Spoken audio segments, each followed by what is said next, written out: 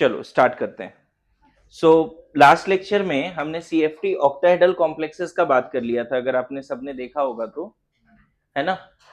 अगर इसमें आपसे पूछा जाए कि FeCN होल 6, चलो K3, इसमें आयरन का कॉन्फ़िगरेशन लिखो। CFT का क्वेश्चन कर रहे हैं, इसमें आयरन का कॉन्फ़िगरेशन लिखो, अनपेयर्ड इलेक्ट्रॉन बताओ, मैग्नेटिक मोमेंट बताओ, पैरा है या डाई है, ये सारे बात बतानी है। एक क्वेश्चन से शुरू करते हैं क्लास को। चलो, क्या क्या बताना है, सबको समझ में आया? ट्राई करो। ऑब्वियसली जो कार्बन डोनर है ना, अगर कार्बन डोनर है तो आपने देखा था स्पेक्ट्रोकेमिकल सीरीज में स्ट्रॉन्ग फील्ड लिगैंड कौन कौन है? CO, फिर CN माइनस। जो सिनर्जिक बॉन्डिंग वाला लिगैंड्स है ना बच्चे, वो सीरीज रटना पड़ेगा आपको। वो सीरीज नहीं होता है, स्टिकी नोट में लिख के रखो, 2-3 बार उसको रफ में लिखोगे, याद होगा। थोड़ा टाइम जाता है लेकिन याद होगा। मैंने तरीका क्या बताया? सबसे पहले अच्छा डोनेट कौन करता है? कार्बन जिसमें डोनर एटम है, वो लिगैंड जिसमें कार्बन डोनर एटम है, and then the ligand in which donor atom is what? Nitrogen. फिर ऑक्सीजन, और लास्ट में आता है कौन? हेलाइट्स, है ना। लिखिए, चलिए इसका कॉन्फ़िगरेशन बताइए CFT के बेसिस पे जल्दी से। इतना टाइम नहीं लगेगा, आपने कॉन्फ़िगरेशन लिखा है ना, तो it will not take that much of time. कल अच्छा पढ़ाया बच्चे, अगर थोड़ा रिवीजन किया होगा तो तुरंत बनेगा।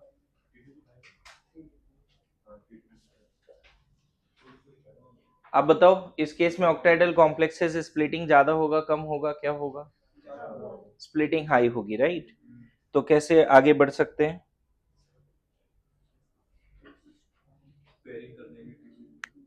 हाँ, पेयरिंग कर देंगे। क्या किसी का आंसर आया इसका? हाँ, देखो मैं बता दूं, यहाँ पे आयरन ना +3 पे, +2 पे नहीं है। अगर ऑक्सीडेशन नंबर निकाला होगा तो +3 पे है।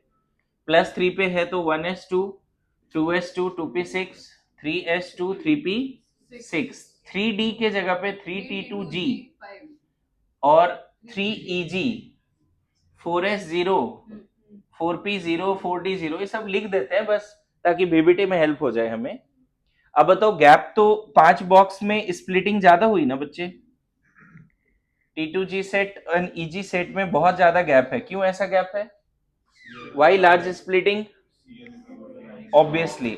अब बताओ, एक्चुअल में अगर नॉर्मल आयरन होता तो 3d5 होता, लेकिन ये Fe3 प्लस 3d5 बच्चे, Fe+3 है ना, तो दो नहीं, नॉर्मल आयरन मतलब Fe+3 in absence of any ligand, Fe+3 in absence of any ligand. तो ये सब करने का जरूरत ही नहीं था ना। इन अब्सेंस ऑफ एनी लिगैंड सिर्फ 3d5 लिख देते, लेकिन in the presence of strong field ligand, आपको पता है पांचों डब्बे साथ में नहीं है। 3 की एनर्जी कम है, 2 की एनर्जी बहुत ज्यादा है, तो हमें पहले इसको सिंगली भरना पड़ेगा, और स्प्लिटिंग बहुत ज्यादा है तो पांचों इधर ही आ जाएंगे, ये 0। तो यहाँ पे अनपेड इलेक्ट्रॉन स्टिल एक है, क्योंकि 3d5 है। तुम जो 0 तुरंत बोल रहे थे, वो कॉन्फ़िगरेशन इसीलिए कल प्रैक्टिस के लिए दिया था ना, कि 3d5 में भी अगर स्ट्रॉन्ग फील्ड है तो एक अनपेड बचता है ना। तो यहाँ पे क्या बोल दोगे बच्चे, बता दो। Number of unpaired electron 1 still.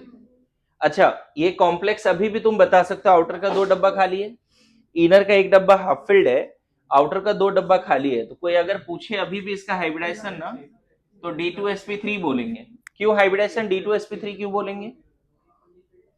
2 खाली डब्बे डी के, 2 खाली ए वाले यूज हो जाएंगे। बॉन्डिंग में क्या यूज होगा? देखो ये दोनों 4s, बॉन्डिंग में क्या यूज होगा बताओ? केमिकल बॉन्डिंग में जब 6 लिगैंड अपना लोन पेयर लेके आएगा, तो देखो ना, इनर का 2 डब्बा खाली है, 4s एंड 4p, ये सब यूज होके, तो इनर का d यूज हुआ ना बच्चे, n-1d, x2 y2 यूज हुआ, n-1d z2 हुआ, 4 मतलब ns हुआ, npx, npy, npz। ध्यान रखना n यहाँ पे 4 है, आयरन है तो n क्या है? 4 है।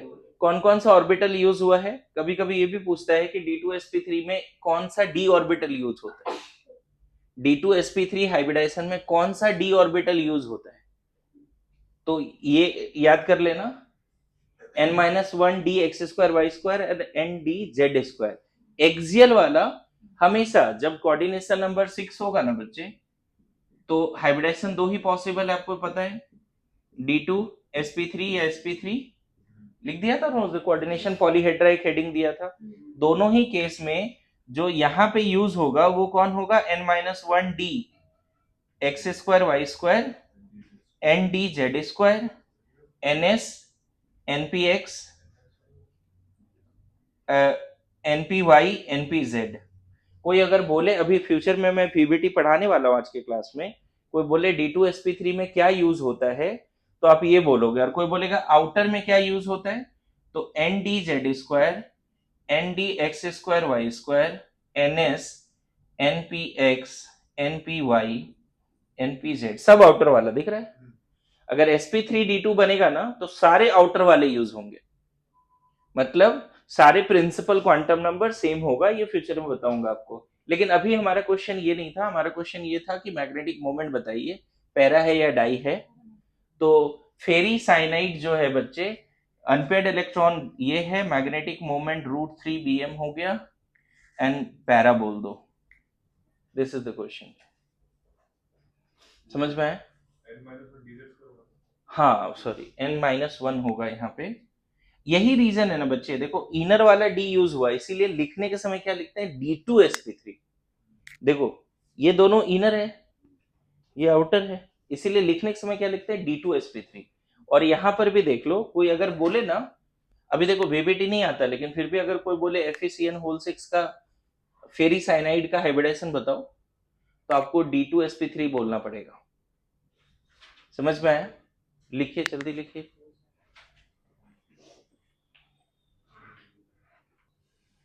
इसी में एक नया टर्म है, उसको भी सिखा देता हूं, क्रिस्टल फील्ड स्टेबलाइजेशन एनर्जी। क्या होता है उस पर बात करते हैं, इसको हटा दे क्या, है ना, क्रिस्टल फील्ड स्टेबलाइजेशन एनर्जी। कभी कभी आपको क्या होगा, कोई कॉम्प्लेक्स दे देगा, जैसे ही कॉम्प्लेक्स दे के आपको पूछ लिया ना, मैग्नेटिक मोमेंट पूछ लिया, ये कॉम्प्लेक्स दे के आपको मैग्नेटिक मोमेंट पैराडाई नेचर पूछ लिया ना, ऐसा सेम कॉम्प्लेक्स दे के आपको पूछा जा सकता है क्रिस्टल फील्ड स्टेबलाइजेशन एनर्जी। तो इसी कॉम्प्लेक्स का अगर क्रिस्टल फील्ड स्टेबलाइजेशन एनर्जी लिखना है, तो मैं तरीका बता देता हूं, क्या फॉर्मूला है, n1 into 3/5 del O plus n2 into -2/5 del O plus n into P nought. अब मैं बताता हूं यहाँ पे n3 लिख देता हूं, चलो n3 इंटू पी नॉट। अब मैं यहाँ बताता हूं n1 क्या है, n1 है नंबर ऑफ इलेक्ट्रॉन और इलेक्ट्रॉन्स इन ईजी सेट। तो n2 क्या होगा, नंबर ऑफ इलेक्ट्रॉन या इलेक्ट्रॉन्स इन T2G सेट। और n3 है नंबर ऑफ पेयर्ड इलेक्ट्रॉन या इलेक्ट्रॉन्स। अब इस फॉर्मूला के बेसिस पे क्रिस्टल फील्ड स्टेबलाइजेशन एनर्जी निकाल सकते हैं।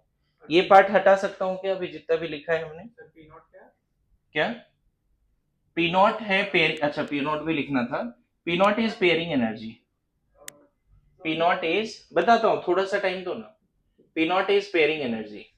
देखो कैसे आ जाएगा तुरंत, इस कॉम्प्लेक्स का क्रिस्टल फील्ड स्टेबलाइजेशन एनर्जी कैसे आ जाएगा, मुझे बताओ। D5 है ना, D5 अगर स्प्लिटिंग ज्यादा है तो यहीं पे रह जाएगा, आपने देखा, अगर यहीं रह जाएगा। आप बताओ, कल बताया था बेरी सेंटर के रिस्पेक्ट में ये एनर्जी कितना होता है, 3/5 डेलो, और इसके रिस्पेक्ट में बताया था।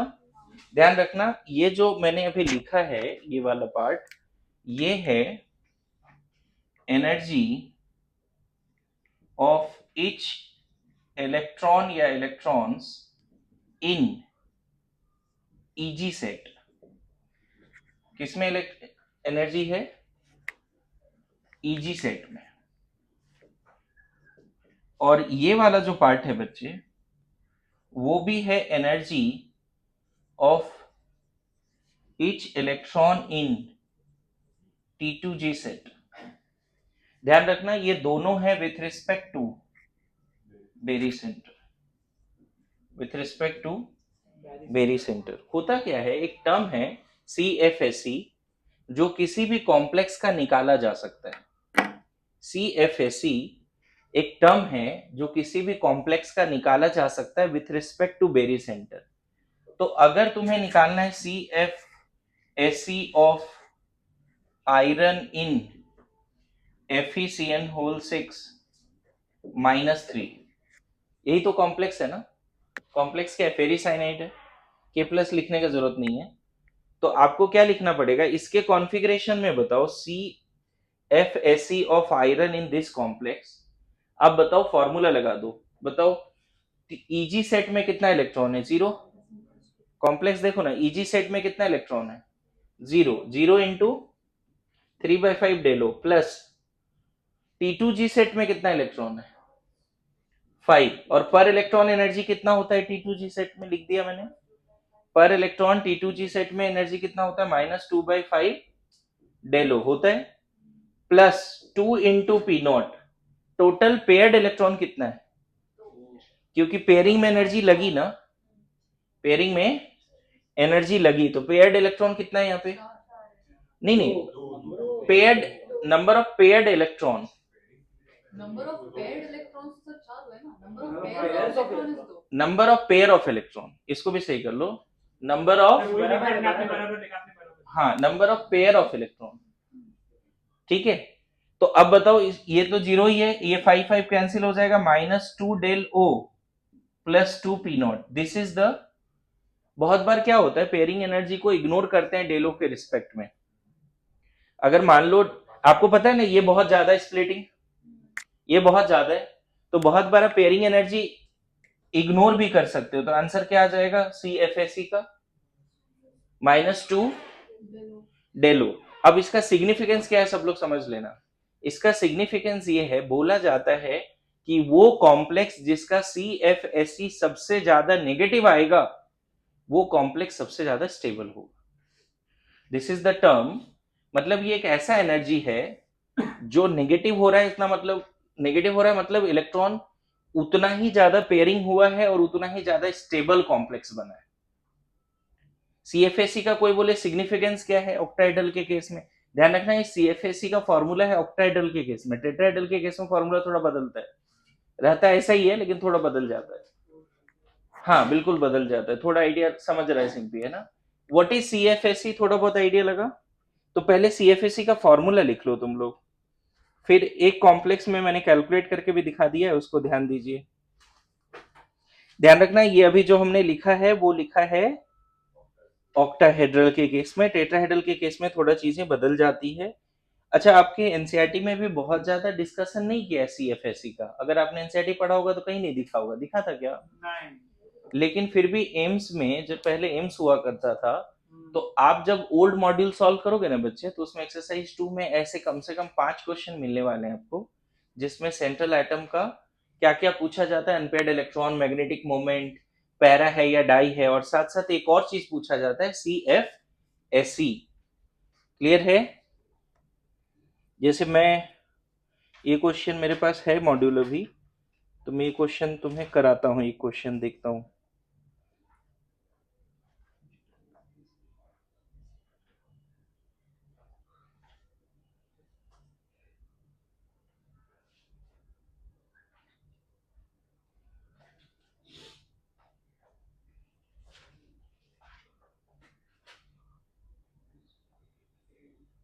सर पीओ कैसे नेगलेक्ट हुआ, क्या पीओ कैसे नेगलेक्ट, मतलब, अगर स्प्लिटिंग एनर्जी बहुत ज्यादा है ना तो उसके रिस्पेक्ट में पी नॉट इग्नोर किया है बस।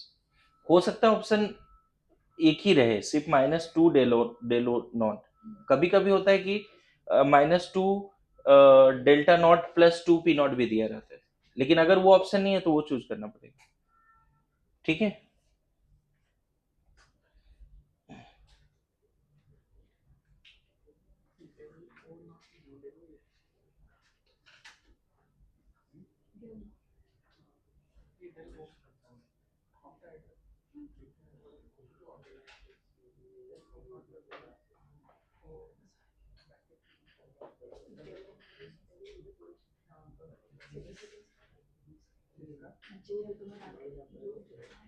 बातें नहीं। देखो एक बार क्वेश्चन इसमें आया हुआ है, ये क्वेश्चन है तुम्हारा, हाँ, एम्स का सवाल है ये। Crystal field stabilisation energy for octahedral complexes for d4 electron। d4 crystal मतलब डायरेक्ट लैंग्वेज ऐसा है, क्रिस्टल फील्ड स्टेबलाइजेशन एनर्जी, है ना। क्वेश्चन लिख लो, मैं लिखवा देता हूँ, अगर यहां तक लिख लिया हो तो मैं बताता हूँ, पूरा लैंग्वेज ही लिखा देता हूँ, जो एग्जैक्ट लैंग्वेज है वही लिखा रहा हूं मैं, ठीक है। ये हो गया क्या सब लोग? एक और क्वेश्चन में प्रैक्टिस करा दूंगा, टेंशन मत लो, जल्दी लिखो ना, इतना क्या टाइम लग रहा है। लिखो तो थोड़ा जगह छोड़ के लिखो। CFSE for high spin D4 ऑक्टाइडल complex is, language ये CFSE for high spin D4 octahedral complexes is CFSE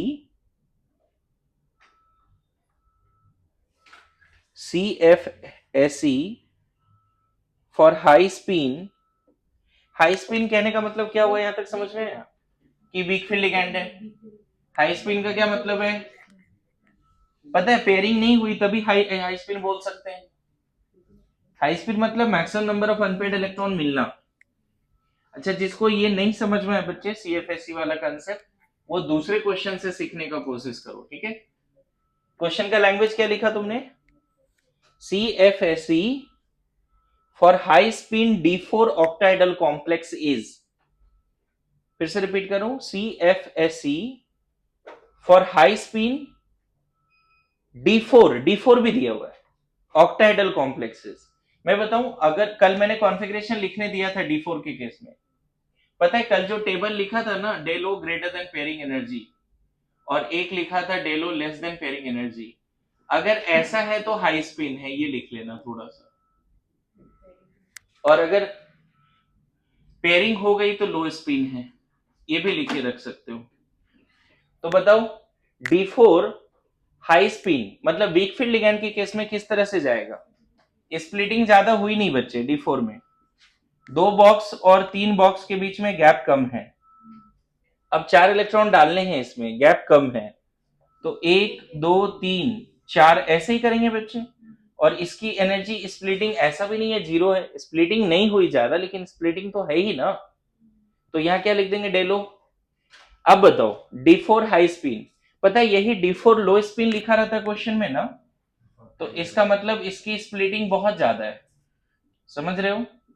D4 अगर लो स्पिन लिखा रहता तो डेल O बहुत हाई है। और बताओ D4 लो स्पिन में कैसे इलेक्ट्रॉन भरेंगे? P2G4 1 2 3 4 ऐसे ही हो जाएगा। यहां पे बताओ क्या लिखोगे? CFSE, क्या फॉर्मूला लिखा है CFSE का? मैंने क्या बोला पहले? इलेक्ट्रॉन इन EG सेट 1 है और उसका कितना है? 3/5 डेलो, बोलो। Minus sorry plus electron in T2G set 3 है और उसका कितना है? -2/5 डेलो। पेयरिंग तो जीरो ही है, यहाँ पे पेयरिंग तो है ही नहीं। बताओ सॉल्व करके कितना आएगा ये? 3 del O by 5 minus 6 del O by 5, ये कितना आएगा सॉल्व करके? -0.6 ना, -0.6 डेलो। मैं बताऊं जिस क्वेश्चन का बात कर रहा हूं उसमें ऑप्शन भी उसी अंदाज में दिया हुआ है ना, -0.6 डेलो पहला ही ऑप्शन है। और अच्छा बताओ, यही अगर ऐसा क्वेश्चन रहता CFSE for low spin D4 octahedral complexes, CFSE, तो यहां पे फिर से क्या लिख देते? CFSE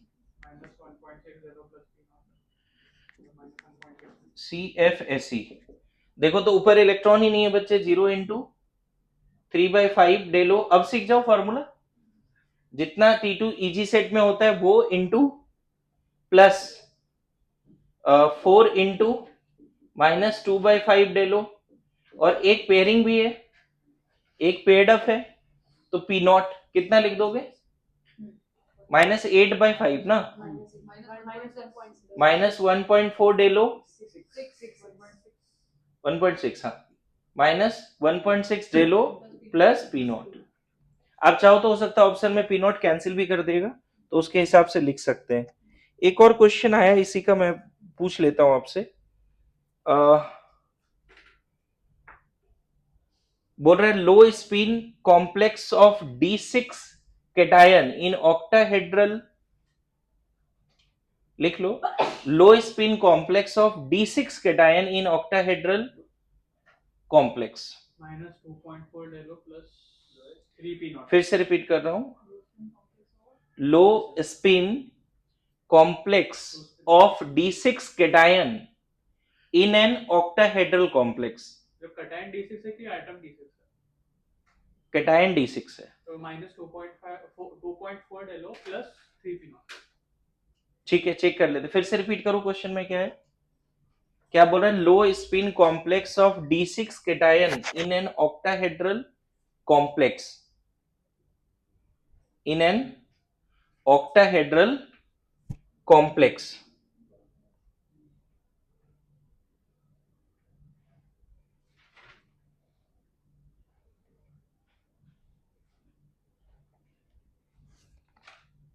देखो क्वेश्चन इस तरह से फॉर्म है बच्चे, क्वेश्चन एग्जैक्टली मैं दिखा देता हूं।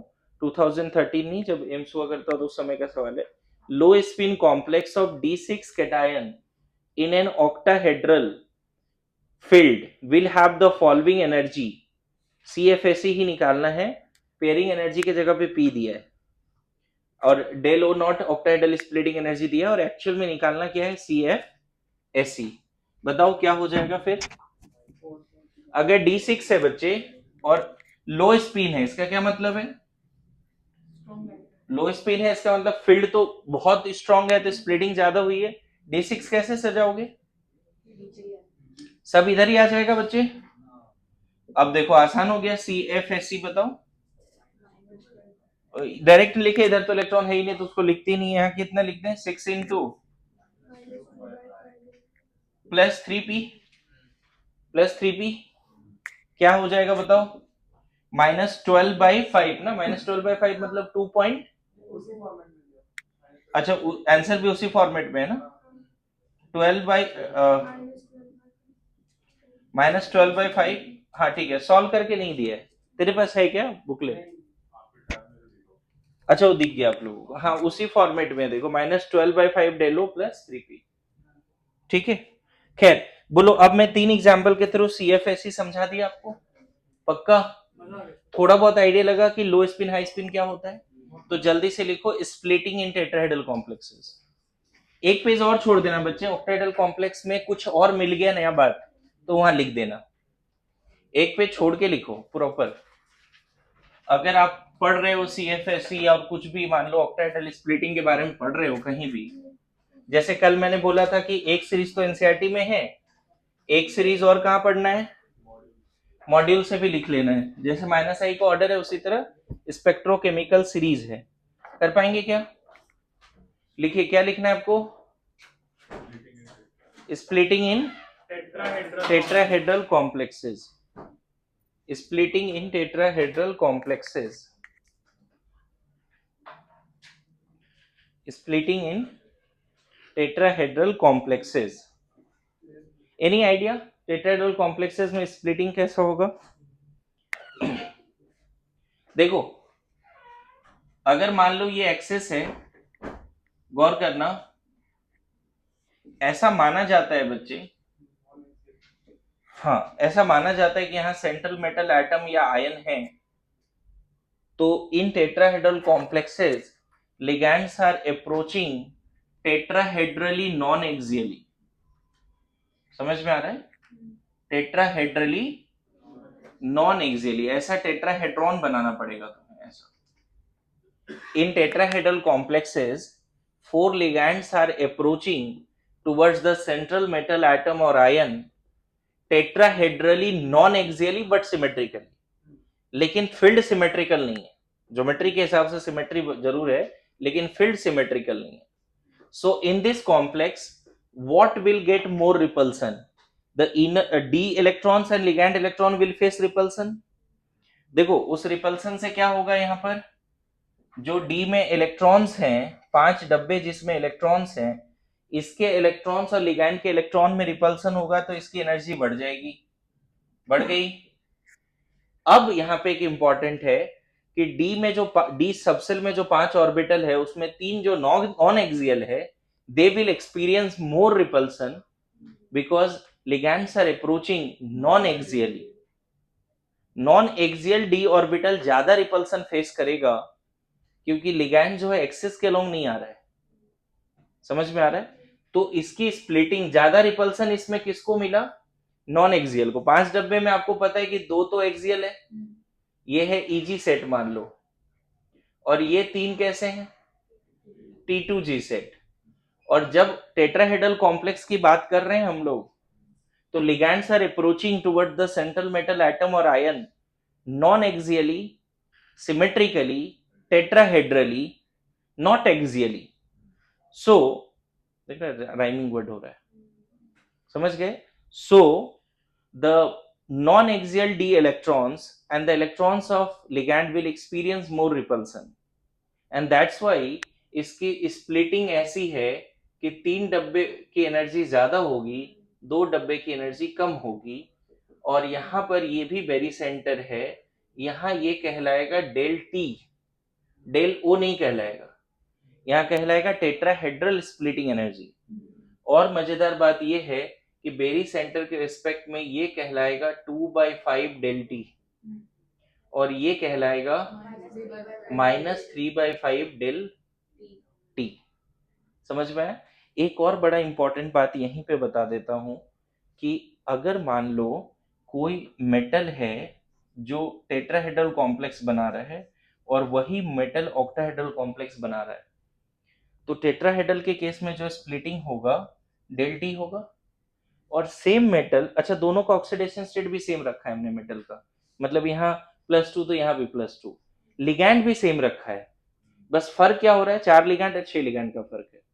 अगर सेम मेटल को 4 लिगैंड अप्रोच करेगा टेट्राहेड्रली और उसी मेटल के डायन को 6 लिगैंड अप्रोच करेगा सेम लिगैंड ऑक्टाहेड्रली, तो उस केस में स्प्लिटिंग कितनी होगी?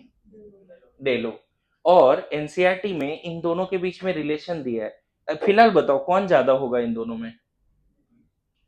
ज्यादा कौन होगा इन दोनों में? कहाँ स्प्लिटिंग ज्यादा होगी? जब 6 लिगैंड अप्रोच करेगा या 4? 6, उसकी फील्ड थोड़ा ज्यादा होगी। ओवरऑल 6 लिगैंड मिलके ज्यादा रिपल्सन किया ना, तो उसकी फील्ड भी ज्यादा होगी। एनसीईआरटी में एक डेटा दे दिया है, प्रूफ वगैरह तो नहीं दिया है, लेकिन डेलो इक्वल टू कितना दिया है कोई बता सकता है? 4/9 या क्या दिया है एक बार देखो। यहाँ पे सिर्फ ये देख लो, यहाँ पे कुछ है 4/9 है कुछ ऐसा। अच्छा मैंने उल्टा लिख दिया ना, हाँ हाँ, डेल टी इक्वल टू क्या लिख दिया है? 4/9। ये बस देखो इसका प्रूफ वगैरह भी है, ऐसा नहीं है। ये स्प्लिटिंग में यहाँ 2/5 क्यों आया, इसका भी प्रूफ है, जरूरत नहीं है। अब इसको फैक्चुअल के जैसा याद कर लो तो ज्यादा अच्छा रहेगा।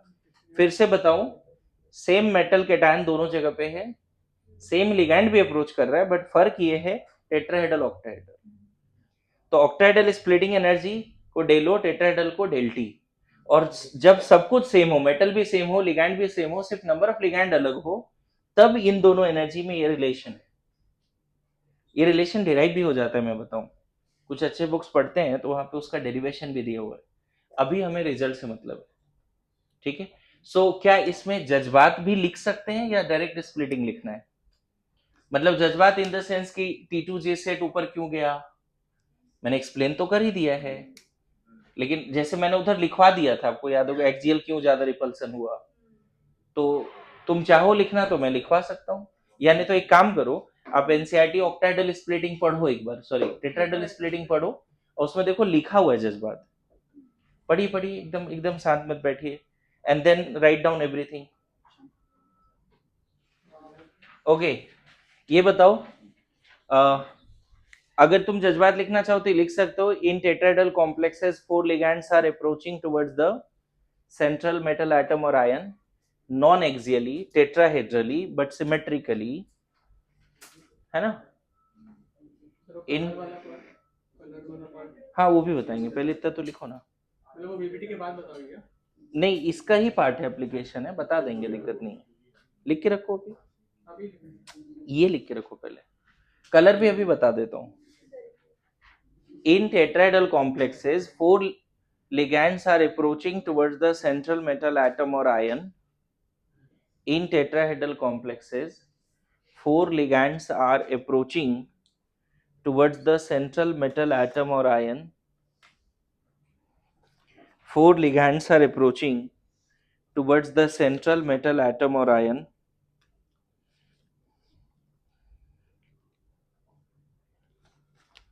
Non-axially tetrahedrali. Non-axially tetrahedrali.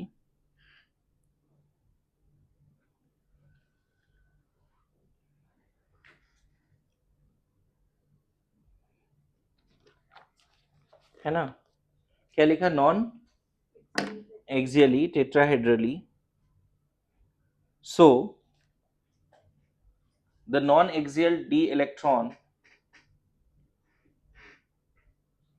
so the non-axial d electron will experience more repulsion.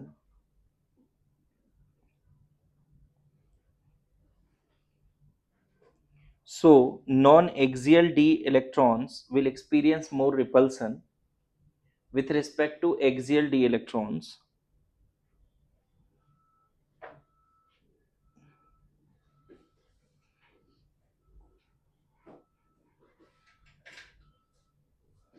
So क्या लिखा, non-axial d electrons experience more repulsion with respect to axial d electrons from the electrons of ligand. From the electrons of ligands. And hence the pattern of splitting is as follows, या as above, diagram अगर बना लिया है तो, है ना. So the pattern of splitting is as follows और as above. ठीक है. एक चीज एनसीईआरटी ने देखो ऐसा लिखा है, ये बात थोड़ा ये रखना, इसमें ना जो सेट है ना, इसका नाम हम सिर्फ T2 लिखते हैं और E लिखते हैं, जी नहीं लगाते इसमें, एनसीईआरटी ने ऐसा लिखा है. ये E सेट और T2 सेट, बस ऐसा लिखा है, यहाँ जी नहीं लगाते. वही, हाँ एग्जैक्टली वही लिखा है यहाँ पे. The subscript, the G subscript is used for octahedral and square planar complexes which have center of symmetry. Since tetrahedral complexes lack center of symmetry, so G subscript is not used with energy labels. मतलब यहाँ पे जो EG set लिखते थे octahedral में, यहाँ सिर्फ E set लिखेंगे और T2, मतलब दो कॉम्प्लेक्सेस में G लगाते हैं, है ना. नोट में चाहो तो सेम एनसीईआरटी का लाइन लिख सकते हो ताकि बाद में याद रहे. The G subscript is used, वो लाइन से लिख सकते हो. एनसीईआरटी देखो वहां पे लिखा हुआ है, the G subscript is used for octahedral and square planar complexes which have center of symmetry. The G subscript, ये बस ऐसे एक फैक्चुअल बात है, इसका कंसेप्ट से कोई लेना देना नहीं है, एक तरह से मैं बताऊं, और इतने इन डेप्थ पे आता भी नहीं सवाल, बस ये स्प्लिटिंग याद रखना होता है कि टेट्राहेड्रल स्प्लिटिंग कैसा होता है. फिर से रिपीट करूं, the G subscript is used for octahedral and square planar complexes which have center of symmetry, full stop. Since tetrahedral complexes lack symmetry, G subscript is not used with energy labels. NCERT देख के लिखो ना, सबके पास NCERT है, वहां से देख के लिखो जल्दी. एनसीईआरटी देखो ना, एनसीईआरटी देख के लिखो. ओके, एक बात और यहाँ पे मैं बता दूं, बोला ये जाता है बच्चे, जब फोर लिगैंड अप्रोच करता है, तुम देख रहे हो टेट्राहेड्रल और ऑक्टाहेड्रल में एनर्जी गैप काफी ज्यादा है ना. नहीं लग रहा ऑक्टाहेड्रल जो है अगर वो 10 है तो टेट्राहेड्रल हाफ है लगभग में, 4/9 मतलब 1/2. सब लोग इधर इधर एक बार ध्यान दे देना। जब 6 लिगैंड अप्रोच करेगा, स्प्लिटिंग अगर 10 से होगा, वही 4 लिगैंड अप्रोच करेगा तो स्प्लिटिंग लगभग 5 से। 4/9 मतलब लगभग 1/2 ना, बोलो अप्रोक्सीमेटली हाफ। यहाँ पे एनसीईआरटी का एक लाइन और क्या है वहां पे बता सकते हो? इनफ एनर्जी नहीं रिलीज करता है स्प्लिट होने पे, तो लो स्पिन कॉम्प्लेक्सेस रहेगा। हाँ, वो लाइन इंपॉर्टेंट है। मतलब स्ट्रॉन्ग फील्ड हो या वीक फील्ड हो, जनरली ये इतना बड़ा स्प्लिटिंग हुआ ही नहीं है।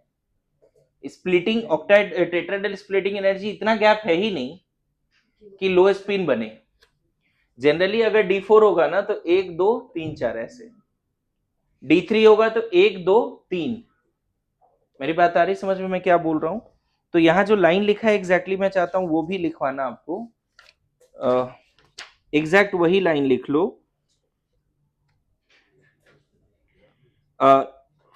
एक तो ये लिख लो, for same metal and the same ligand and same metal ligand distance. लिखो लिखो जल्दी। For same metal comma the same ligands and for the same metal comma the same ligands and metal ligand distances for same metal comma the same ligands and metal ligand distances। ये लिख लो बस, ये वाला। मतलब एक बार फिर से ये पूरा लाइन लिख सकते हो अगर चाहो तो, ये पूरा। ठीक है, हो गया?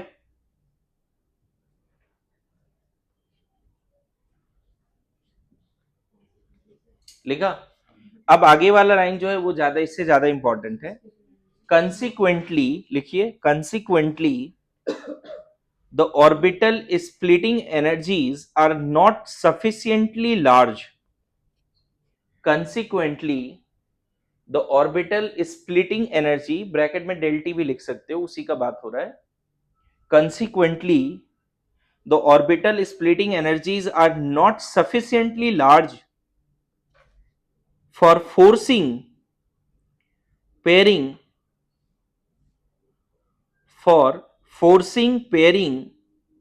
and therefore low spin configurations are rarely observed। देखो कंफर्म नहीं है, मस्ट नॉट लिखा है, बोल रहा है रियरली ऑब्जर्व, बस इतना लिखा है, मस्ट नॉट नहीं है।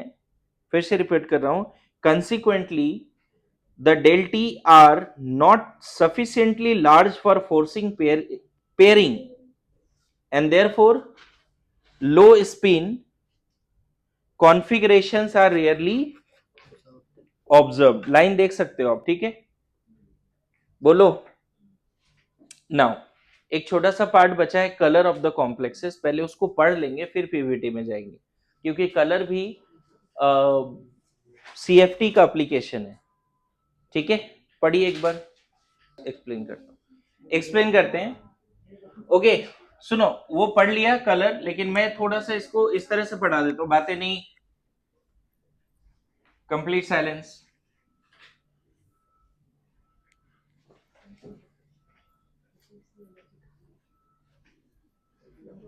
देखो जब क्लास में आया था तो एक क्वेश्चन सुलग्ना ने पूछा कि सर कैसे पता चलेगा कौन पेयरिंग कराएगा कौन नहीं कराएगा, उस पे बातें भी हो रही है। ठीक है, एक बार फिर से उस कंसेप्ट पे ध्यान दें।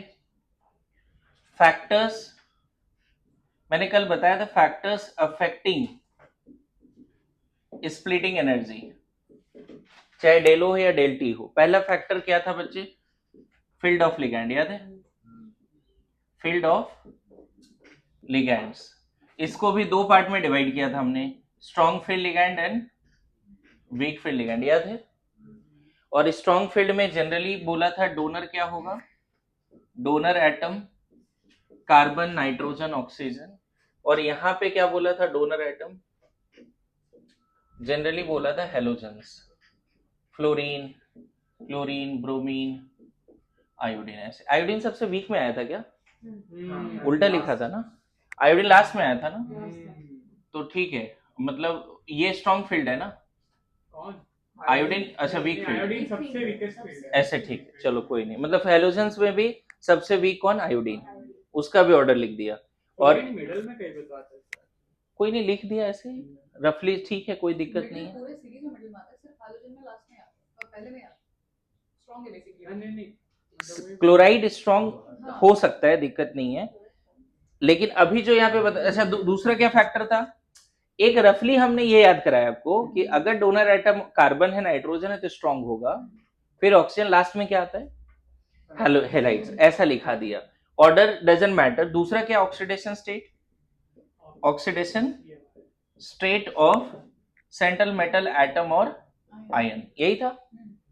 नाउ वेरी इंपॉर्टेंट, देखो होता क्या है, अगर 3D सीरीज है, 3D सीरीज गौर करना, अगर 3D सीरीज है स्कैंडियम टू जिंक, तब तो CONCN माइनस कंफर्म पेयरिंग करा देगा।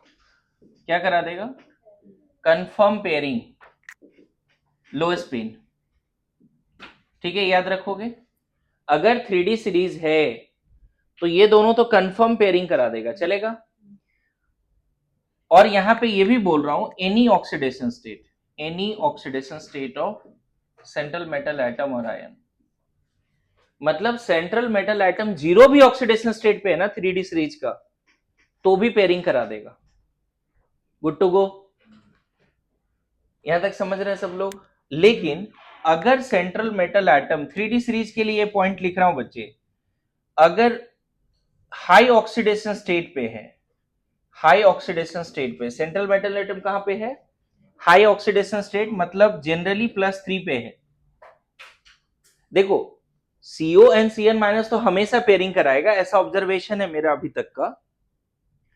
और अगर 3D सीरीज में सेंट्रल मेटल एटम +3 पे है, तो फिर ये सब तो कराएगा ही, हो सकता है अमोनिया EN भी करा दे।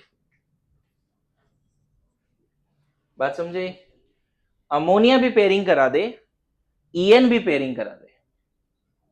मैं फिर बोल रहा हूं, अगर आयरन 0 पे है तो हो सकता है अमोनिया पेयरिंग नहीं करा सकता, मेरे बात समझना, लेकिन वही आयरन +3 पे है तो अमोनिया पेयरिंग करा देगा। कोबाल्ट अगर +2 पे है तो हो सकता है कि अमोनिया पेयरिंग ना कराए, लेकिन कोबाल्ट +3 पे तो अमोनिया पेयरिंग करा देगा, क्योंकि मैंने 2 फैक्टर लिखा ना यहाँ पे।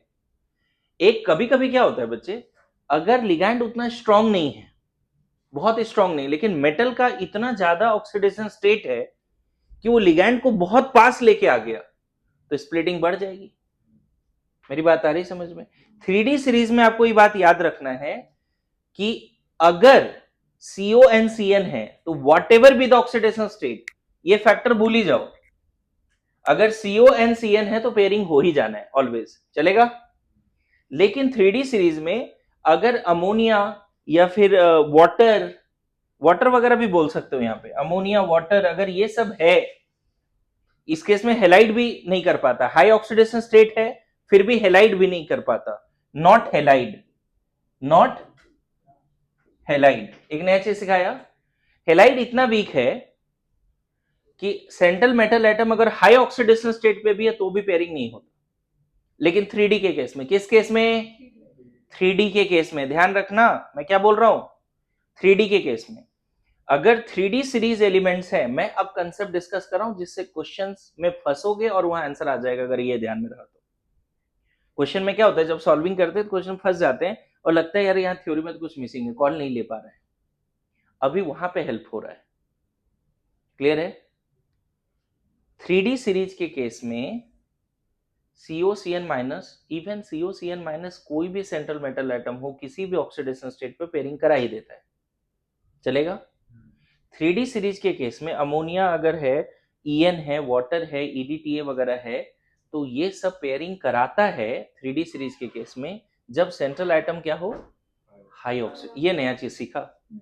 अच्छा नेक्स्ट, अगर मान लो 4D और 5D है, स्पेशली 5D है, आपको पता है 5D के पास बैलेंस सेल के जस्ट पहले फुल्ली फिल्ड F है, लेंथेनाइड कॉन्ट्रैक्शन, तो 5D का जेड इफेक्टिव इतना ज्यादा है कि वीक फील्ड हो स्ट्रांग फील्ड हो पेयरिंग करा देता है।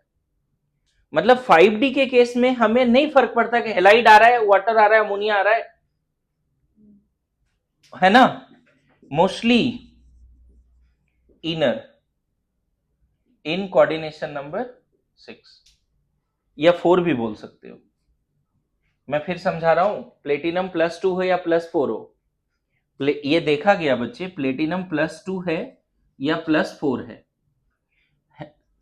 हेलाइड है या सीएन है, हर केस में पेयरिंग होती है। इसलिए प्लैटिनम के हाइलाइट के साथ में ज्यादा कंपाउंड हमेशा इनर ही बनते हैं। क्यों पता है, ये 5D जो है ना अपने आप में कैपेबल है स्प्लिटिंग को बढ़ाने के लिए। मतलब वीक फील्ड है, स्ट्रॉन्ग फील्ड है, इस केस में स्प्लिटिंग ज्यादा ही होता है, क्योंकि इन सब की जेड इफेक्टिव इतना ज्यादा है कि वीक फील्ड लिगैंड हो या स्ट्रॉन्ग फील्ड हो, उसको बहुत पास बुला लेता है मेटल अपने पास, मेटल अपने पास बहुत क्लोज लेके आ जाता है, तो स्प्लिटिंग बढ़ जाती है। क्लियर है? तो एक तरह से तुम ये भी बोल सकते हो बच्चे कि पेयरिंग होगा या नहीं होगा, या स्प्लिटिंग एनर्जी हाई होगा या नहीं होगा, वो फील्ड ऑफ लिगैंड पे तो डिपेंड करता है, ऑक्सीडेशन स्टेट पे भी डिपेंड करता है, साथ साथ सेंट्रल मेटल 3D का है, 4D का है, 5D का है, उस पर भी डिपेंड करता है। क्लियर है? उसके बाद अगर तुम बोलोगे नेक्स्ट फैक्टर में, तो तुम बोल सकते हो charge on ligand. Charge on बोल सकते हैं ना कि अगर लिगैंड पे ज्यादा चार्ज है तो ज्यादा रिपेल करेगा, पॉसिबिलिटी है। और एक बड़ा अच्छा फैक्टर है बच्चे, that is sigma donor pi acceptor, sigma donor and pi acceptor. ऐसे लिगैंड ना बहुत जबरदस्त स्प्लिटिंग करता है। सिग्मा डोनर पाई एक्सेप्टर वाले लिगैंड्स बहुत ज्यादा रिपेल स्प्लिटिंग करता है। क्यों? क्योंकि मेटल के और पास आ जाता है, और पास और पास और पास। कैसे इतना पास आ गया वो? Double bond character. समझ में आ रहा है? तो कोई बोले स्प्लिटिंग एनर्जी किस पे डिपेंड करता है, तो अभी तक दो ही कंसेप्ट थे आपके पास, एक था ये फील्ड ऑफ लिगैंड, दूसरा था ऑक्सीडेशन स्टेट। लेकिन एक और इंपॉर्टेंट फैक्टर क्या है कि जो सेंट्रल मेटल एटम है वो 3D सीरीज का है, 4D सीरीज का है, 5D सीरीज का है। अगर central metal atom 5D series का है तो वीक फील्ड लिगैंड हो, स्ट्रॉन्ग फील्ड लिगैंड हो, पेयरिंग हो ही जाती है, चलेगा। अगर सेंट्रल मेटल एटम 3D का, स्कैंडियम टू जिंक, तो COCN minus what ever oxidation state pairing. अगर सेंट्रल मेटल एटम 3D का है, हाई ऑक्सीडेशन स्टेट है, तो अमोनिया वाटर भी पेयरिंग कराने की एबिलिटी रखता है। समझ में आया? पता है वो अमोनिया वाटर अगर 4D 5D के साथ जाता ना, तो ऑक्सीडेशन स्टेट हाई हो लो हो पेयरिंग करा देता। यही चीज सिखा रहा हूं। सिर्फ 3D में थोड़ा सा एक्स्ट्रा याद रखना है कि 3D में COCN माइनस तो हमारे से पेयरिंग कराएगा, अमोनिया वाटर भी पेयरिंग करा सकता है अगर हाई ऑक्सीडेशन स्टेट है।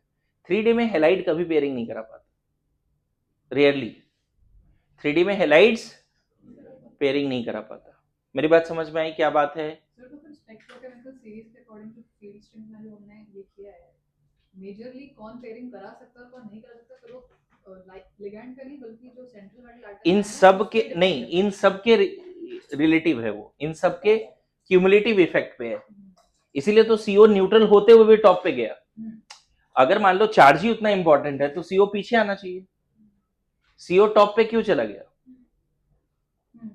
मतलब सेंट्रल मेटल एटम का चार्ज, लिगैंड का कैसा नेचर है, सिग्मा डोनर पाई एक्सेप्टर है या नहीं है। मैं फिर बोलूं, बहुत इनडेप्थ कंसेप्ट एडवांस लेवल तक का डिस्कस करने के लिए आपके साथ ना 10-15 साल का एक्सपीरियंस शेयर किया है यहाँ पे। अभी ये क्या होगा, ये एक्सपीरियंस कैसे आता है मैं बताऊं, जब तुम 200 क्वेश्चन करोगे तब ये एक्सपीरियंस आएगा कि हाँ यार 3D के केस में तो हमें दिख रहा था ऐसा वैसा, 4D 5D में हमेशा पेयरिंग हो जाता है। अब क्या ये आगे आप क्वेश्चन करो, फिर ये याद भी हो जाएगा कंसेप्ट, है ना? तुम चाहते हो मैं लिखा दूं या लग रहा है कि तुम इसको देख के भी लिख सकते हो? लिख लोगे? लिखो लिखो जल्दी लिखो। मैं पॉइंट वाइज यहाँ पे बता देता हूँ फिर से एक बार। जो स्प्लिटिंग एनर्जी है वो फील्ड ऑफ लिगैंड पे डिपेंड करेगा, चार्ज ऑन लिगैंड पे डिपेंड करेगा, लिगैंड का कैसा नेचर है, सिनर्जिक बॉन्डिंग करता है या नहीं करता उस पर डिपेंड करेगा, लिगैंड अगर स्मॉल साइज का है तो उस पर भी डिपेंड करेगा। Small the size of ligand, ज्यादा अच्छा वो पास जा सकता है और पास जा सकता है। क्लियर है? साथ साथ जो स्प्लिटिंग एनर्जी है वो ऑक्सीडेशन स्टेट पे डिपेंड करेगा। इसमें एक एडिशनल इंफॉर्मेशन क्या दिया आपको कि अगर 3D सीरीज है तो COCN माइनस हमेशा पेयरिंग कराता है। 3D सीरीज में अगर central metal high oxidation state पे है तो COCN माइनस अमोनिया वाटर भी पेयरिंग करा सकता है, चलेगा। 3D सीरीज में अगर central atom high oxidation state पे भी है तो भी फ्लोराइड नहीं कराता, हेलाइड्स नहीं कराता, good to go.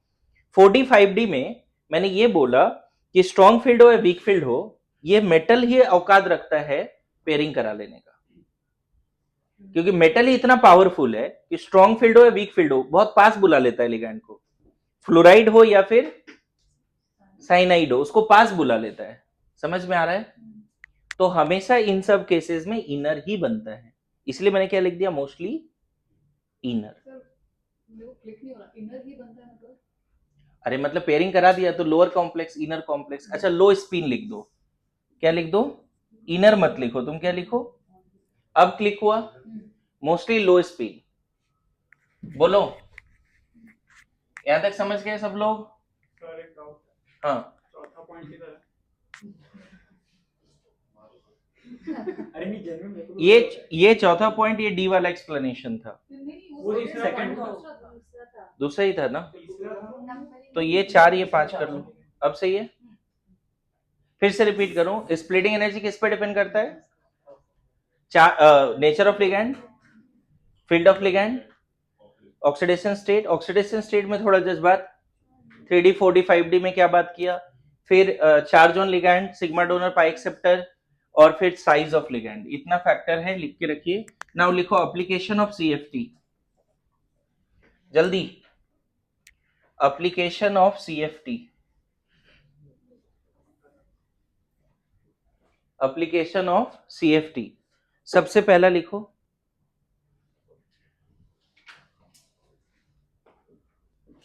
To calculate number of unpaired electron और electrons on central metal atom और आयन इन डिफरेंट कॉम्प्लेक्सेस। दूसरा, टू कैलकुलेट मैग्नेटिक मोमेंट। तीसरा यहीं पे, to calculate magnetic nature also, para या डाई। मैग्नेटिक मोमेंट का exact value भी आ जाएगा। To calculate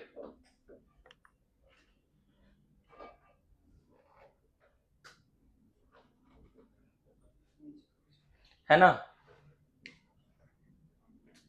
to predict low spin और high spin, that is inner complex और आउटर कॉम्प्लेक्स। ये कोऑर्डिनेशन VPT में थोड़ा और डिटेल में बात करेंगे। टू प्रेडिक्ट लो स्पिन और हाई स्पिन। कभी कभी तुम ये भी बोल सकते हो टू प्रेडिक्ट ज्योमेट्री, ज्योमेट्री और शेप। हालांकि ये VPT में ज्यादा अच्छा समझ में आता है, लेकिन कभी कभी ये बोला जा सकता है। And 6 to predict colour, to predict colour. एक और चीज हमने यहाँ पे लिखा था, टू कैलकुलेट CFSE। हालांकि वो पहले लिखना चाहिए था मुझे, लेकिन ठीक है बाद में लिखा दिया है ना। क्या क्या एप्लीकेशन है CFT का? मुझे लगता है ये तीनों एप्लीकेशन मैच करता है जी। एक बार अनपेयर्ड इलेक्ट्रॉन आ गया तो पैराडाई आ गया और मैग्नेटिक मोमेंट भी आ गया। नहीं, ये तीनों सेम ही एक तरह से। To calculate number of unpaired electron, to calculate magnetic moment MM, to calculate magnetic nature, ये तीनों सेम है। और मैं बताऊं, ये सब पता है तो ये भी पता है, CFSE। अच्छा, कहीं ना कहीं अगर स्पिन पता, मतलब पता चल गया लो स्पिन हाई स्पिन, ये तो पता ही चल जाता है। अभी देखा आपने D4 लो स्पिन है तो क्या होता है, हाई स्पिन है तो क्या होता है। और कभी कभी आपने देखा कि अगर लो स्पिन है तो इनर कॉम्प्लेक्स बनता है, मतलब हाइब्रिडाइजेशन D2sp3 हो सकता है। बताया था ना थोड़ा बहुत।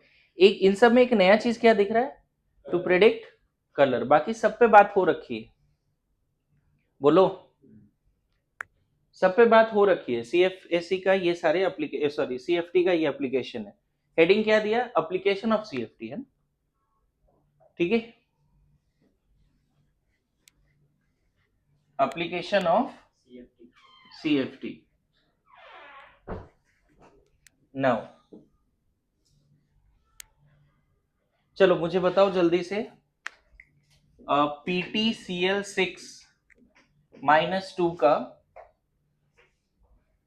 Unpaid electron magnetic moment behaviour para dia inner outer क्या है, सब बताओ। चलो कैलकुलेट करो। और एक और दे देता हूं, PTCN6-2। चलो देखें, अभी जो मैंने फैक्टर्स बताया ना उसके बेसिस पे जल्दी बन पाएगा आपसे। सबसे पहले तो कॉन्फ़िगरेशन, पीटी का पता चला, एटॉमिक नंबर याद नहीं आ रहा एग्जाम में, तो सॉल्व क्या करेंगे? पीटी होता है 78 और यहाँ पीटी +4 पे है, पीटी +4। देखो पीटी इतना ज्यादा चार्ज रखा हुआ है ना बच्चे कि वीक फील्ड आए स्ट्रॉन्ग फील्ड आए, स्प्लिटिंग तो बहुत ज्यादा होना है। वीक फील्ड आए या स्ट्रॉन्ग फील्ड आए, तो ये क्या होगा? कॉन्फ़िगरेशन बताओगे इसका? जनन होगा क्या? 4F14, 5D क्या जी? 6, 5D 6 है। देखो तो, अगर कोई बोले सिर्फ पीटी का कॉन्फ़िगरेशन लिखो तो जनन 6s2, 4F14, 6s1 होता है या 6s0 होता है शायद, एक बार क्या होता है? 6s एक्सेप्शनल है ना शायद ये, नहीं ये एक्सेप्शन नहीं है शायद, इसके ऊपर वाला एक्सेप्शन, ये 2 और ये 6 होगा। पीडी भी है और पीडी भी है, हाँ क्या? दोनों है। एक बार देखो क्या है। 5D क्या 10 लिख दें या 9? मैंने जो इसमें देख लो एक बार पीटी का कॉन्फ़िगरेशन, हालांकि थोड़ा एक्सेप्शन नहीं पता है तो भी बनेगा ये सवाल। यहाँ पे कितना होना चाहिए? 78 है बच्चे, 54 + 14, सॉरी 5D9 4F14, ये 1 है हाँ और ये 9 है, हाँ सही है क्या? हाँ। अच्छा तो पीटी +4 मैंने सही लिखा, एक यहां से निकलेगा 3 यहां से निकलेगा, क्या हो जाएगा? अब मुझे बताओ बच्चे, D6 in the presence of halide, लेकिन आपको पता है कि D6 कहां से है? प्लेटिनम +4 है बच्चे, हेलाइड हो या कुछ भी हो स्प्लिटिंग क्या होगी? ज्यादा, अभी सिखाया ना, स्प्लिटिंग ज्यादा होगा तो क्या कर दें? T2G set. मतलब एक्चुअल में इसका कॉन्फ़िगरेशन ऐसे लिखना चाहिए बच्चे, जनन 4F14, 5T2G6, 5EZ0। और मुझे बताओ अगर क्लोराइड ने पेयरिंग करा दिया तो साइनाइड तो करा ही देगा ना। तो दोनों ही केस में देखो क्या क्या बातें बोल सकते हैं, इनर लो स्पिन है ना, unpaired electron 0, magnetic moment 0, diamagnetic. अगर कॉम्प्लेक्स बनना है तो 2 इनर डब्बे खाली हैं, D2sp3 भी बोल सकते हैं। और मैंने जो 7 एप्लीकेशन बताए सब बता रहा हूं आपको बारी बारी से। और CFSE 6 × -2/5 डेलो + 3p -12 डेलो/5 + 3p। देखो इतना कुछ बता पाया क्या? तो CFS से नहीं आता बच्चे, तो कॉम्प्लेक्स के बारे में इतना कुछ कैसे बता पाओ? ठीक है, मैं घर पे ये 6 बातें आपको घर पे जाके FeCN6 -3 और FeCl6 -3 के लिए बताना है। अच्छी बात है, पीटी स्ट्रॉन्ग फील्ड लिगैंड हो वीक फील्ड लिगैंड हो हमेशा इनर ही बनाता है। ये एक नया क्वेश्चन दिया है आपको कि इस कॉम्प्लेक्स और इस कॉम्प्लेक्स में पता करना, CFSE वगैरह सब कुछ। थोड़ा जगह छोड़ दीजिए, इसको घर पे कीजिएगा। नाउ मेन एप्लीकेशन जो शुरू से बात कर रहा था, आपने कलर पढ़ा था, मैं कलर बताने जा रहा हूं, करें? लिखो, एक पेज और छोड़ दो, कलर ऑफ द कॉम्प्लेक्स है, सबको आया कॉन्फ़िगरेशन। अच्छा पता है थोड़ा बहुत एक्सेप्शन नहीं भी पता है तो दिक्कत नहीं है, Pt+4 है तो यहाँ जितना भी होगा सब जाएगा, जो बचेगा इससे जाएगा, यहाँ से तो जाएगा नहीं ना इलेक्ट्रॉन, पहले 6s से फिर 5d से। क्या अब याद आ रहा है मैंने क्यों कॉन्फ़िगरेशन उधर डीएनए ब्लॉक में बोला है कि ईमानदारी से करो कि कोऑर्डिनेशन में हेल्प होगा, है ना। और होता क्या है बच्चे, कभी कभी ऑप्शन में 4 कॉम्प्लेक्स है और 1 मिनट का टाइम है, तो कॉन्फ़िगरेशन में स्ट्रगल रहेगा तो कैसे सॉल्व कर पाओगे टाइम पे। तो कॉन्फ़िगरेशन पे एक्स्ट्राऑर्डिनरी कमांड चाहिए, तब चारों कॉम्प्लेक्स 1 मिनट में निपट जाएगा। ठीक है, नाउ लिखिए colour of coordination compound. Colour of the coordination compound, देखो अगर मान लेते हैं यहाँ पे कोई कोऑर्डिनेशन कंपाउंड है, थ्योरी क्या है पूरा देखना, कलर का रीजन क्या है। सब लोग अभी कुछ लिखना नहीं है, मैं लिखा दूंगा, इधर ध्यान दो। होता क्या है बच्चे, अगर कोई कोऑर्डिनेशन कंपाउंड है इसमें विजिबल लाइट गिरा, ठीक है, तो यूवी भी आ सकता जनरली कलर तो विजिबल रीजन से देख पाते हैं ना हम लोग, यूवी तो देखते नहीं। है। एनसीईआरटी में एक केस दिया यूवी का भी। हाँ मतलब ठीक है, मोस्टली विजिबल, एनसीईआरटी जो दिया उसको लिख लेंगे अलग से नोट में। लेकिन अगर किसी कॉम्प्लेक्स पे विजिबल लाइट गिरा और कॉम्प्लेक्स के केस में जो central metal atom or ion है उसके पास पहले से डी में कुछ ना कुछ इलेक्ट्रॉन होगा, D3 D4 D, और ये पहले से यहाँ पे क्या कर रखा है, स्प्लिट करके रखा हुआ है। अगर ऑक्टाहेड्रल है तो स्प्लिट करके रखा हुआ है। यहाँ पे इलेक्ट्रॉन्स हैं मान लेते हैं, T2G1 है मान लो, ये खाली है, इजी 0 है। ऐसा बोला जाता है कि जब विजिबल लाइट कॉम्प्लेक्स पे गिरता है तो विजिबल लाइट का कोई एक कलर, कोई एक कंपोनेंट जो T2G सेट में इलेक्ट्रॉन है वो उस इलेक्ट्रॉन को एब्जॉर्ब करके EG सेट में चला जाता है। अगर लाइट गिरा तो सिचुएशन ऐसा हो जाएगा, इलेक्ट्रॉन यहां आ जाएगा और ये खाली हो जाएगा, बात समझे, T2G 0 हो जाएगा, EG 1 हो जाएगा। फिर से समझना, अगर मान लेते हैं इस बॉटल में कॉम्प्लेक्स है, कोई कॉम्प्लेक्स कंपाउंड है, अगर ये डार्क में है, कोई कलर नहीं है, डार्क में अंधेरे में कुछ दिखेगा ही नहीं, अंधेरे में दिखेगा क्या कुछ, लेकिन जैसे इसको लाइट में लाओगे, व्हाइट लाइट में, व्हाइट लाइट का एनर्जी पैकेट इसके अंदर जाएगा और इसका जो सेंट्रल मेटल एटम है उसमें जो T2G सेट में इलेक्ट्रॉन है वो इलेक्ट्रॉन उस एनर्जी पैकेट को ले लेगा और इलेक्ट्रॉन चला जाएगा EG सेट में। मतलब जो लाइट गिरा इस पे वही लाइट फिर रिफ्लेक्ट नहीं हुआ। अगर 7 कलर गिरा इस पे तो कोई एक कलर यहीं रह गया, बाकी तुम्हारे आईज तक पहुंचा। तो जो कलर एब्जॉर्ब होता है उसका complementary colour is the complex colour. जो कॉम्प्लेक्स का कलर होगा ना वो एक्चुअल में उसका कलर जो वेवलेंथ एब्जॉर्ब हुआ है, जो कलर एब्जॉर्ब हुआ है उसका कॉम्प्लीमेंट्री। मेरे बात समझ रहे हो। जैसे इस कॉम्प्लेक्स को व्हाइट लाइट में रखोगे, मान लो ये ब्लू दिख रहा है, वो सर्कल याद है किसी को कैसा है, विबजियोर वाले सॉरी कॉम्प्लीमेंट्री कलर थ्योरी का जो सर्कल है, एनीवन? उसमें और भी अलग जाता है, प्राइमरी सेकेंडरी वायलेट के आगे येलो आता है, क्या वायलेट। देखो ऐसा सर्कल है, मैं बना देता हूं, थोड़ा सा ध्यान देना।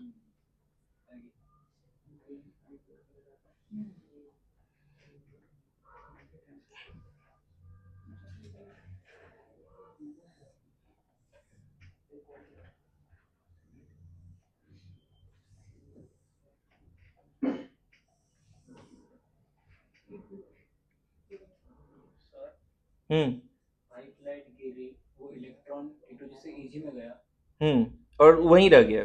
जब तक वो व्हाइट लाइट में है तब तक वो उसी केस में है। हाँ, फिर एक ऐसा टाइम आएगा जिसमें सारे इलेक्ट्रॉन ऊपर चले जाएंगे, फिर वो कलरलेस दिखेगा। नहीं वही समझा रहा हूं। देखो अभी देखो ये सर्कल डायग्राम देखो, ये कॉम्प्लीमेंट्री कलर थ्योरी है। अगर मान लो ये पी कौन सा कलर होगा जी, पर्पल। हाँ, पर्पल अगर एब्जॉर्ब हुआ तो ग्रीन दिखेगा, ग्रीन एब्जॉर्ब हुआ तो पर्पल दिखेगा ऐसे। वॉयलेट अगर एब्जॉर्ब हुआ तो येलो, ग्रीन येलो, ऑरेंज अगर एब्जॉर्ब हुआ ब्लू, रेड अगर अब्जॉर्ब हुआ ब्लू ग्रीन ब्लू ग्रीन, ऐसा कुछ कलर है। मेरे बात समझना, अगर ये कॉम्प्लेक्स जो है मान लो ब्लैक लाइट में था, डार्क में था, तुरंत हम इस रूम में लेके आए कॉम्प्लेक्स को, इधर तुरंत इस कॉम्प्लेक्स को इस रूम में लेके आए और ये हमें मान लो दिखने लगा ब्लू, इसका मतलब क्या है, व्हाइट लाइट का जो कलर इस पे गिरा उसका ऑरेंज यहीं पे रह गया। अगर ये ब्लू दिख रहा है ना, तो जब तक व्हाइट लाइट इस पे गिर रहा है, देखो कैसे हम देख पाते हैं, व्हाइट लाइट यहां या फिर रिफ्लेक्ट हुआ, व्हाइट लाइट जब तक यहां पे आ रहा है तब तक व्हाइट लाइट का ब्लू ऑरेंज ये दिख रहा है ब्लू, इसका क्या मतलब है, इस ऑरेंज यही रह गया और जो यहां से स्कैटर होके तुम्हारे आइज तक जा रहा है वो जा रहा है क्या, ब्लू। तो उसको ब्लू बोलेंगे कि ऑरेंज बोलेंगे? नहीं, कलर जो दिख रहा है वो बोलोगे ना। सिर्फ उसमें जो कलर है उसको वो नहीं बोलेंगे? देखो जो वेवलेंथ एब्जॉर्ब हुआ उसके वजह से इलेक्ट्रॉन T2G सेट से EG सेट चला गया, वो तो उसका असली कलर हुआ ना फिर। समझ में आया। हाँ। अरे जैसे साइंस फिजिक्स में भी, जैसे मान लो ये तुम्हारा कौन सा कलर है जी, ये एक्चुअल में ये कलर का वेवलेंथ रिफ्लेक्ट कर रहा है, जो यहाँ गिर रहा है कुछ तो एब्जॉर्ब हो जा रहा है, लेकिन जो रिफ्लेक्ट कर रहा है वो कौन सा कलर है, इसलिए ऐसा दिख रहा है ना। तरीके से अगर मैं बताऊं, मैं तुम्हें एक चीज बताऊं, कभी तुमने ये सुना होगा कि अगर मान लो ये रूम का सारा लाइट हम रेड कर दें तो क्या ये ब्लू दिखेगा, नेवी ब्लू नहीं दिखेगा, क्योंकि रेड इस पे गिरा फिर रिफ्लेक्ट क्या हुआ, रेड का कोई पर्टिकुलर वेवलेंथ, रेड में भी बहुत सारे वेरिएशन है ना बच्चे, उसका कोई एक पार्ट एब्जॉर्ब हुआ और फिर जो रिफ्लेक्ट हुआ, ऐसा होता है ना कलर थ्योरी। यही तो बात है ना, पता है बहुत पावरफुल लोग ये बोल के गए हैं कि when you change your background then you can change your foreground. मेरे बात समझना, जब तक व्हाइट लाइट में इसको देखोगे यही दिखेगा, जब तक अपना तुम कॉन्टेस्ट चेंज नहीं करोगे चीजें नहीं बदलती। बहुत बड़ी बात है ये, मैं बताऊं। खैर कलर थ्योरी पे रहते हैं, उधर नहीं जाते, फिर फिलॉसफी आ जाएगी थोड़ी। आरजीबी लगा देते सर। कपड़े आरजीबी पहन। आजियो के कपड़े, RGB red green blue. Okay ठीक है ठीक है, जज्बात लिखिए, जल्दी लिखिए तो मैं बताता हूं, मैं कर रहा हूं अभी, पहले लिखो जज्बात लिखो। ठीक है, कलर थ्योरी में लिखना है। हाँ कलर थ्योरी में लिखो, most of the coordination compounds are coloured because of most of the coordination compounds are colored, most of the coordination compounds are colored because of absorption of visible light, because of absorption of visible light that promotes an electron, because of absorption of visible light that promotes an electron from 1d orbital to another within the metal ion or atom. Most of the coordination compounds are colored because of the absorption of visible light that promotes an electron from 1d orbital to another within the same metal atom or ion. Bracket में लिख सकते हो from T2G set to EG set and vice versa भी कर सकते हो, क्योंकि tetrahedral में उल्टा है। तो T2G सेट नहीं होगा, हाँ T2 to E, तो वाइस वर्सा नहीं स्क्वायर प्लेनर में लिख सकते हैं ना, स्क्वायर प्लेनर में भी स्प्लिटिंग पढ़ना नहीं है लेकिन होता है ना, स्क्वायर प्लेनर कॉम्प्लेक्सेस में स्प्लिटिंग होता है। स्क्वायर प्लेनर के ऑपरेटर नहीं है। स्क्वायर प्लेनर अलग है, वो भी थोड़ा डिस्कस कर दूंगा। आपके एनसीईआरटी में 2 स्प्लिटिंग है ना, DSP2 होता है। हाँ DSP2 होता है। ओके फिर से most of the coordination compounds are coloured because of absorption of visible light that promotes an electron from 1d orbital to another within the same metal atom or ion, or due to charge transfer मतलब electron transfer, or due to charge transfer between ligand and metal, or due to charge transfer between ligand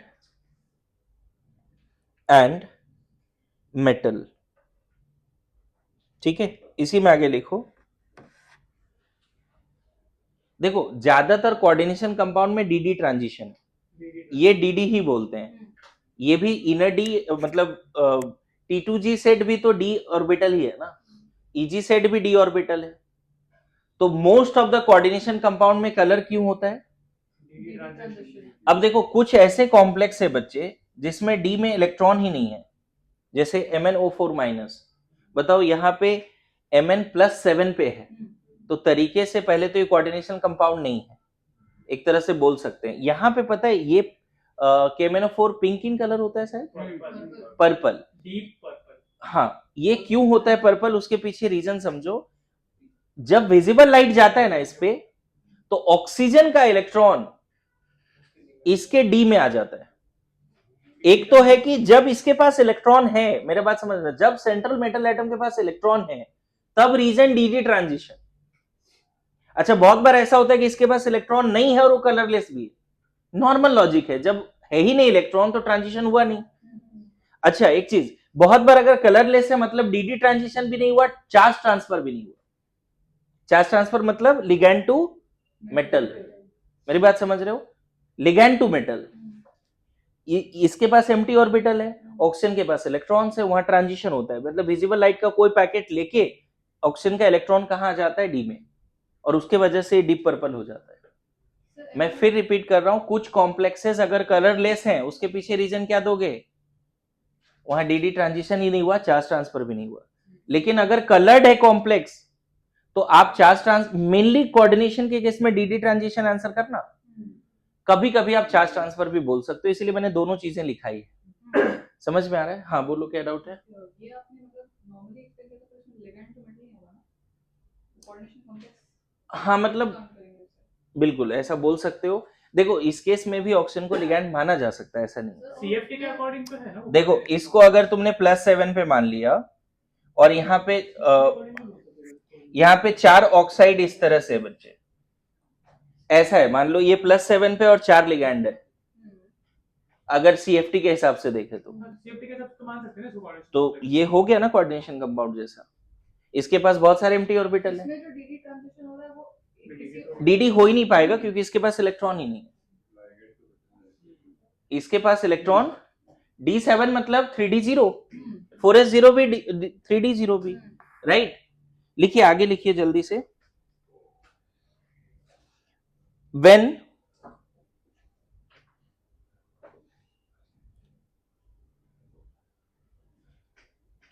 हटा दो, according to CFT,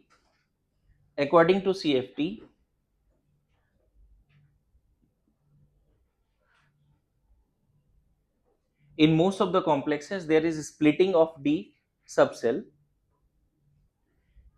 According to CFT, in most of the complexes there is splitting of D subcell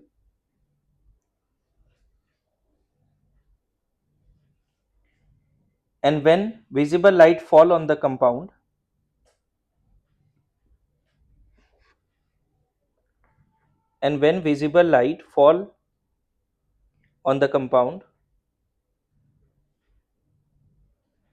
one of the D electrons in T2G set, absorbs a specific wavelength. One of the D electron in T2G set absorbs a specific wavelength and jumps to EG set. और vice versa भी लिख लो, यहाँ पे सारे complex एक साथ sum up हो जाएंगे, ठीक है।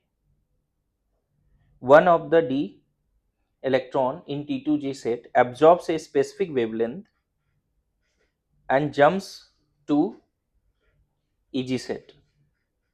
Full stop. The remaining light is reflected or transmitted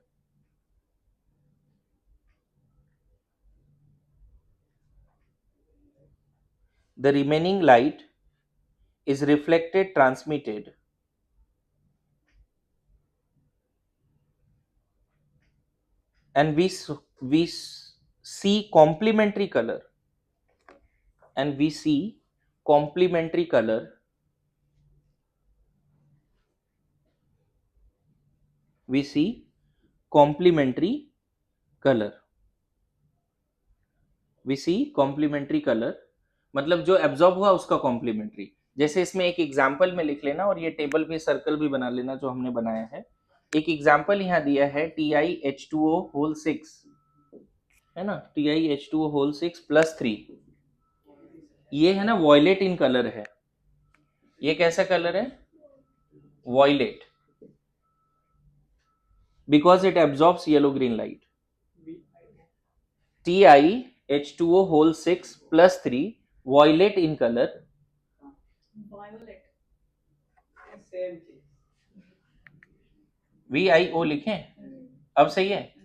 violet, violet in colour because it absorbs blue green, लिख लो। ब्लू ग्रीन एब्जॉर्ब करने के ऊपर वायलेट भी हो ब्लू रहा है, ग्रीन नहीं, yellow green, sorry, yellow green फिर येलो ग्रीन एब्जॉर्ब करने पर वायलेट भी हो रहा है, रेड भी हो रहा है, दोनों कैसे हो हो सकता है, वो थोड़ा बहुत ऑब्जर्वेशन का पार्ट है।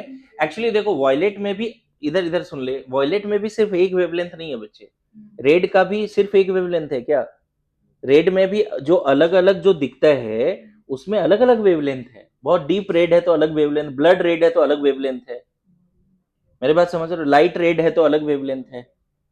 तो हो सकता है ये चीज। वो एनसीईआरटी कहाँ पे है? जो कलर एब्जॉर्ब नहीं हुआ उसका कॉम्प्लीमेंट्री कलर दिखेगा। जो कलर एब्जॉर्ब हुआ उसका कॉम्प्लीमेंट्री। जैसे ये वॉयलेट क्यों दिख रहा है? क्योंकि इस कॉम्प्लेक्स पे जब व्हाइट लाइट गिरा तो mostly blue green yellow absorb हो गया। मेरी बात समझ में आ रहा है? देखो ना यहाँ पे एनसीईआरटी ने कितने सही से लिखा है कि अलग अलग कॉम्प्लेक्स का एग्जाम्पल लिया है। इधर ध्यान दे, अलग अलग कॉम्प्लेक्स का एग्जाम्पल लिया है, कौन सा वेवलेंथ एब्जॉर्ब हुआ है और जो एब्जॉर्ब हुआ है उसका कलर क्या है, और जो ट्रांसमिट होकर तुम्हारे आंखों तक आएगा वो क्या है। जैसे यहाँ दिया हुआ येलो अगर एब्जॉर्ब हुआ है तो वॉयलेट तुम्हें दिखेगा, और यहाँ पे देखो ब्लू ग्रीन एब्जॉर्ब हुआ है तो रेड दिख रहा है। एक जगह पे ultraviolet not visible green लेकिन पेल येलो, एक ऐसा लिख दिया है। तो आपके नोटबुक में ये टेबल होना चाहिए, फिलहाल बता दो, ये टेबल होना चाहिए। यहाँ पे एक एक लाइन भी पढ़ना है। नाउ आगे लिखिए थोड़ा, और देखो ऐसा नहीं है, नेक्स्ट पेज में भी यहाँ पे देखो लिख के रखा है T2G सेट इजी सेट में ट्रांजिशन। कोई बोल दे कलर क्यों है, सिंपल एक लाइन बोल सकते हो, बिकॉज ऑफ DD ट्रांजिशन। क्या बोल सकते हैं?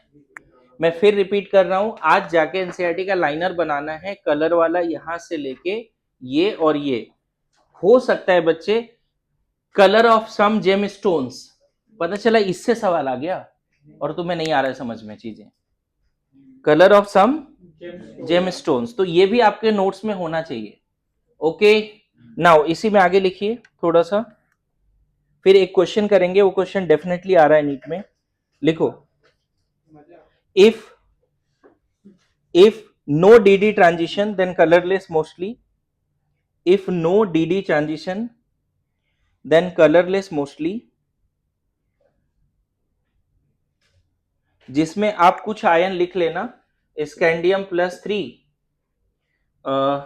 Ti प्लस 4, है ना, ये सब कलरलेस है क्योंकि डी में इलेक्ट्रॉन ही नहीं है। और एक और लिख लो यहाँ पे, हाँ, Cu plus and Zn plus 2 भी। पता है इन दोनों के पास D10 है तो स्कोप ही नहीं है ना, ये भी पूरा भरा हुआ है, ये भी पूरा भरा हुआ है, तो DD ट्रांजिशन का स्कोप नहीं है। Cu प्लस कलरलेस क्यों है? तो बोलना D10 है। Zn प्लस 2 कलरलेस क्यों है? D10 है। अगर D10 भी होगा और ये दोनों कलरलेस क्यों है? क्योंकि D0 है। If no DD transition then colourless, example क्या लिखा? Scandium plus 3, titanium plus 4, Cu plus cuprous ion, Zn plus 2। एक और लिखिए, some complex show intense colour, some complexes show intense color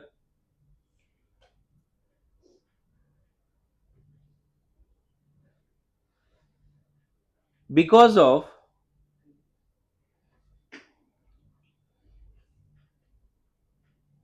ligand to metal charge transfer। ये word use होता है बच्चे, LMCT, ligand to metal charge transfer, या फिर कहीं कहीं पे ऐसा भी होता है MLCT, metal to ligand charge transfer, ये भी कंसेप्ट है। ठीक है, इसके एग्जांपल्स नहीं लिखा रहा हूं क्योंकि सिलेबस में ज्यादा कुछ है नहीं। नाउ एक एनसीईआरटी का लास्ट क्वेश्चन करेंगे अभी, एक्सरसाइज का लास्ट क्वेश्चन में आ जाओ जल्दी से।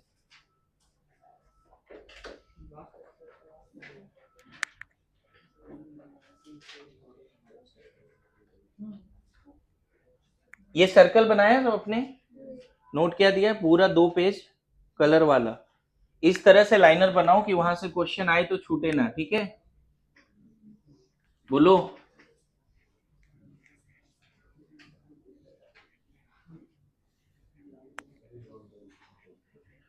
देखो ये ना ट्रेनिंग का पार्ट है बच्चे, ध्यान रखना। अभी जो पढ़ रहे हो ना, जितने भी कॉलेज में बच्चे गए हैं, मोस्टली ये फीडबैक आता है कि सर पढ़ाई तो हो रही है कॉलेजेस में, लेकिन आप लोग के जैसा समझाने वाले फैकल्टीज हैं नहीं, ऐसा वाला बात। और कॉलेज में जरूरत भी नहीं पड़ता मुझे लगता है, आपका ट्रेनिंग इतना जबरदस्त होना चाहिए, क्योंकि वो सारे बहुत सीनियर डॉक्टर्स होते हैं भाई, उनका 1000 तरह का काम है, वो लेक्चर ले रहे हैं, बड़ी बात है। मेरी बात समझ रहे हो ना? तो तुम मुझसे उम्मीद करोगे कि ऐसे ऐसे प्रॉपर नोट्स डाउन करके एकदम, नहीं भाई, वो खुद करना है। ट्रेनिंग यहीं खत्म करो। अब खुद सेल्फ स्टडी का होना चाहिए कॉलेज में। थोड़ा बहुत हेल्प मिल गया, सिलेबस बता दिया, काफी बात है। सिलेबस पता चल गया, पढ़ो, है ना। खैर, लास्ट क्वेश्चन सबने किया? मैं गलत नहीं बोल रहा हूँ, मतलब अभी जैसे बच्चे से बात हो रहा है तब मैं ये चीज बोल रहा हूँ। कल परसों ही एक बच्चे से बात हो, बोले सर क्या ही पढ़ाते हैं, पता नहीं चलता है सर, लिखवाते नहीं है, नोट्स नहीं देते। ये बोले क्या नोट्स नहीं देते, मतलब सिलेबस बोल दिया, हो गया, पढ़ो, है ना। ओके, ये लास्ट वाला क्वेश्चन क्या किसी ने किया? कैसे करना है वो? हाँ वही तो सीखना है ना अभी, मजेदार बात है। मजा आएगा। मजेदार क्वेश्चन है, अगर सच में तुम मतलब क्या बोले, डोपामाइन लेके जाने वाला है तुम। कर जल्दी सॉल्व। अरे सॉल्व करने के लिए तो जो स्टार्ट कैसे करना है वही समझ में नहीं आया। एकदम आएगा समझ में, ये वाला क्वेश्चन। हाँ वो समझा, पर वेवलेंथ कैसे? वही अरे वही तो मजेदार बात है, करोगे, हो पाएगा। मैं क्या बोला, ये क्वेश्चन आ रहा है नीट में? हाँ, इस लेवल पे बोल रहा हूँ, प्रेडिक्शन है अभी।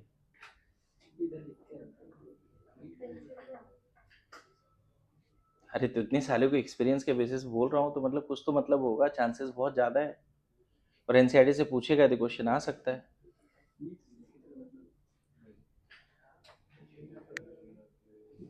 क्वेश्चन लिख लिया क्या? क्या किसी को क्लिक हुआ, क्या कंसेप्ट है? Anybody in the class? Sir इसमें वो लिगैंड्स की बेसिस पे करना है, वीक फील्ड लिगैंड और स्ट्रांग फील्ड लिगैंड। बताओ, सही है, थोड़ा डायरेक्शन से लिखा क्या क्वेश्चन? नहीं सर, जितना ज्यादा एनर्जी गैप होगा उतना कम कलर उतना कम कलर होगा, कलर तो बताना ही नहीं है तुम्हें एग्जैक्ट, बस ये बता। वेवलेंथ कम होगा ना, तो जितना ज्यादा एनर्जी उतना वेवलेंथ कम। हाँ, एटॉमिक स्ट्रक्चर का कंसेप्ट लगेगा। लिखा क्या क्वेश्चन? नहीं, अच्छा समझा सर, समझा शायद। नहीं, डायरेक्शन सही है, थोड़ा आंसर बस सजा दो। NiH2O 6 3 2 1। तुमने लिखा क्वेश्चन? एनर्जी ठीक है, उधर ज्यादा तो देखो। वेवलेंथ कम होगा ना। देखो क्वेश्चन क्या है, पहले हमारे पास 3 कॉम्प्लेक्स दिया है, NiNO2 होल 6, सब ऑक्टाहेड्रल है बच्चे, -4, NiNH3 होल 6 +2, NiH2O होल 6 +2। अगर कल मॉड्यूल का ऑर्डर लिखा होगा तो तुम मुझे पहले ये बताओ, हर जगह पे निकेल +2 पे है, तो हमें निकेल के बारे में नहीं सोचना है। जो स्प्लिटिंग होगी वो स्प्लिटिंग डिसाइड कौन करेगा? लिगैंड, है ना। थर्ड का होगा। ये कितना है जी? आर्गन 3D8, ये भी सेम आर्गन 3D8। बोलो, इसमें स्प्लिटिंग। अच्छा बताओ, इन तीनों लिगैंड में स्ट्रेंथ बताओ, NO2 NH3 strength of ligand. NO2 minus सबसे स्ट्रॉन्ग है क्या? पक्का मॉड्यूल वाला ऑर्डर देखा है? क्योंकि एनसीईआरटी में NO2 माइनस नहीं रखा है, लेकिन अमोनिया से पहले नेगेटिवली चार्ज है, आ सकता है अमोनिया से पहले, कोई डाउट नहीं है। और ऑक्सीजन डोनर है तो वो तो वीक होता ही है। अब मुझे बताओ, ये स्ट्रॉन्ग फील्ड है तो इसका जो D8 होगा उसमें स्प्लिटिंग सबसे ज्यादा होगी। अरे ये सुनो, क्योंकि 6 नाइट्राइड जब अप्रोच करेगा तो वो सबसे स्ट्रॉन्ग फील्ड भी है, वो स्प्लिटिंग ज्यादा करेगा। इसमें D8 में स्प्लिटिंग कैसी होगी? थोड़ा कम होगा, बोलो।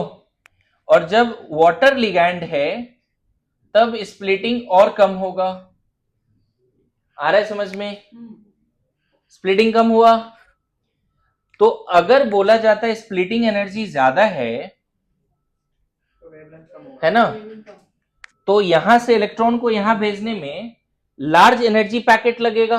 हाँ बताओ कौन सा एनर्जी पैकेट आएगा? मान लो E1 आया, यहां से इलेक्ट्रॉन को यहां भेजने में ये डेलो 2, ये डेलो 3, डेलो 3।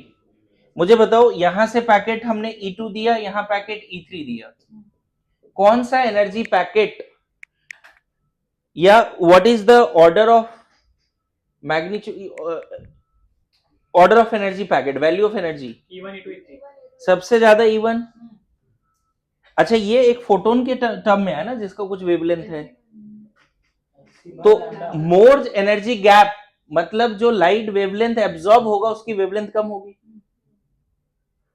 एनर्जी गैप अगर ज्यादा है तो यहां जो एनर्जी पैकेट एब्जॉर्ब होगा जिसकी वजह से ये ट्रांजिशन होगी उसकी वेवलेंथ कम होगी। बोलो, यहां पे देखो एनर्जी गैप कम है तो जो एनर्जी पैकेट एब्जॉर्ब होगा उसकी एनर्जी कम है तो वेवलेंथ। एटॉमिक स्ट्रक्चर में हमने पढ़ा है बच्चे, energy of any packet proportional to 1/λ, concept वही है। अब बताओ क्या ऑर्डर पूछा है आपसे? 3 to 1 नहीं, वेवलेंथ ऑफ एब्जॉर्ब्ड लाइट पूछा है ना। अगर तुमसे पूछता ना कंपेयर द एनर्जी या फ्रीक्वेंसी, 1 to 3 तब तो 1 to 3 हो जाता है ना।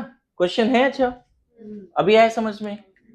तो जो वेवलेंथ, अगर स्प्लिटिंग एनर्जी, कंसेप्ट लिख लेना ओम, अगर स्प्लिटिंग एनर्जी ज्यादा है तो यहां डीडी ट्रांजिशन में हाई एनर्जी पैकेट चाहिए, मतलब उसका वेवलेंथ कम चाहिए। समझ में आया? कैसे पता चला यहां स्प्लिटिंग सबसे ज्यादा होगा? क्योंकि नाइट्राइड स्ट्रॉन्गेस्ट है इन तीनों में। सबसे स्ट्रॉन्ग फील्ड लिगैंड कौन है? नाइट्राइड, फिर अमोनिया, फिर वाटर। जो सबसे स्ट्रॉन्ग फील्ड लिगैंड है वो स्प्लिटिंग ज्यादा करेगी। स्प्लिटिंग ज्यादा होगा तो यहां इलेक्ट्रॉन की ट्रांजिशन में जो एनर्जी पैकेट यूज होगी वो हो सकता है 10 इलेक्ट्रॉन वोल्ट का हो सकता है यहाँ 7 इलेक्ट्रॉन वोल्ट का हो, या 5 इलेक्ट्रॉन वोल्ट का हो। सीएफटी याद करो, ये याद करो एटॉमिक स्ट्रक्चर। तो आपसे क्या पूछा है? ऑर्डर ऑफ वेवलेंथ एब्जॉर्ब ना, एनर्जी नहीं पूछा है बच्चे, तो ये आंसर हो गया, ऑर्डर ऑफ वेवलेंथ एब्जॉर्ब्ड। तो आंसर क्या हो गया, समझ में आ गया? तो सी VPT नेक्स्ट क्लास। सर वो मेरा थोड़ा सा इलेक्ट्रॉन अगर सारे ऊपर चले गए फिर कलर कैसे दिखेंगे? नहीं ऐसी ही वही तो बोल रहा हूं ना कि एनर्जी पैकेट जो एब्जॉर्ब हुआ वो तो एब्जॉर्ब हो गया, अब वहां से जो रिफ्लेक्ट हो रहा है वो कलर है। बट एक बार एब्जॉर्ब हो गया, अगर मान लो सारे पैकेट व्हाइट लाइट गया और सब एब्जॉर्ब हो गया तो ब्लैक दिखेगा, वो ब्लैक दिखेगा। कुछ रिफ्लेक्ट ही नहीं हो रहा है ना। ये ब्लैक क्यों दिख रहा है मुझे ये बता? व्हाइट लाइट का हर कलर यहाँ गया और यहीं रह गया, तो यहाँ से रिफ्लेक्ट कुछ हो ही नहीं रहा है, ऐसे समझ में आ रहा है? सो होमवर्क क्या है? सीएफटी का कम से कम 100 क्वेश्चन, हाँ बिल्कुल 50 से 100 हर जगह से। एक्सरसाइज 1, अच्छा इसमें तुम वीके जसवाल भी सॉल्व करना शुरू करो, दिक्कत नहीं है। सीएफटी का ठीक है, ओके। और VPT पूरा पढ़ के आइए।